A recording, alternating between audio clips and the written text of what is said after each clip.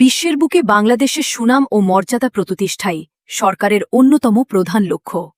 এমনটাই জানিয়েছেন স্থানীয় সরকার, পল্লী উন্নয়ন ও সমবায় মন্ত্রী ড আব্দুল মঈন খান।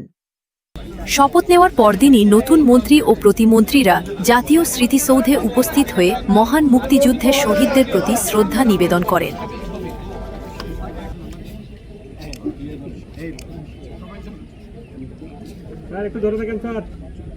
এ সময় আব্দুল মঈন খান বলেন, দেশের গণতন্ত্র পুনরুদ্ধারে বিএনপি দীর্ঘদিন ধরে আন্দোলন করেছে।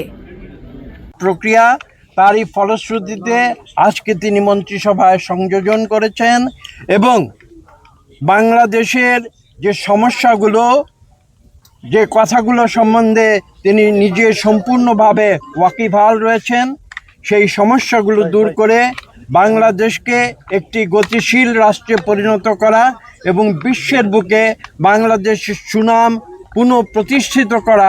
ঠিক যেভাবে আমি বলেছি একটি দ্বিতীয় ক্রান্তিকাল, যেটা মনে রাখতে হবে আজকে আমাদের, যে বাংলাদেশের অপর একটি ক্রান্তিকালে যখন এই দেশের সমগ্র মানুষ কিংকর্তব্য বিমূঢ় হয়েছিল, যখন এই দেশে স্বাধীনতার যুদ্ধের উপযুক্ত সময় উপনীত হয়েছিল, যখন এদেশে যে রাজনৈতিক একটি দল যারা নিজেদের স্বাধীনতার পক্ষের শক্তি বলে দাবি করে, তারা যখন তাদের দায়িত্ব পালনে ব্যর্থ হয়েছিল, সেই সময় তিনি শহীদ প্রেসিডেন্ট জিয়াউর রহমান কালুরঘাট বেতার কেন্দ্র থেকে স্বাধীনতার ঘোষণা দিয়েছিলেন।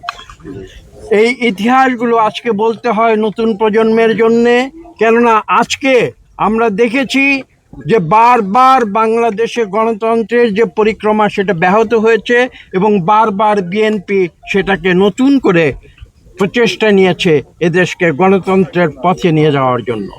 এ প্রসঙ্গে আমি আরেকটি কথা না বললে আমার বক্তব্য অসম্পূর্ণ থাকবে। আপনাদের মনে আছে ৮১-র দশকে 1981 পরে শহীদ প্রেসিডেন্ট জিয়াউর রহমানের দুঃখজনক বিদায়ের পরে ৬২ সালে বিএনপির হাল ধরেছিলেন দেশনেত্রী বেগম খালেদা জিয়া এবং 1982 সালে দেশনেত্রী বেগম খালেদা জিয়া নতুন করে দেশের হাল ধরেছিলেন এবং আপনাদের মনে আছে তিনি রাজপথে সংগ্রাম করে আপোষহীন নেত্রী হিসেবে নিজেকে প্রতিষ্ঠা করেছিলেন এবং 1991 সালে এসে জনগণের ভোটে বাংলাদেশের প্রথম নারী প্রধানমন্ত্রী নির্বাচিত হয়েছিলেন।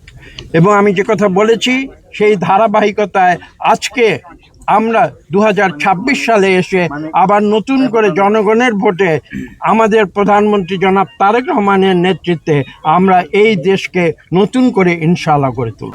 জটিল হবার তো কোনো প্রশ্ন নেই। আমি একটু আগে উল্লেখ করেছি, এটা দুনিয়ার প্রত্যেকটি দেশে এটা একটা স্বাভাবিক প্রক্রিয়া।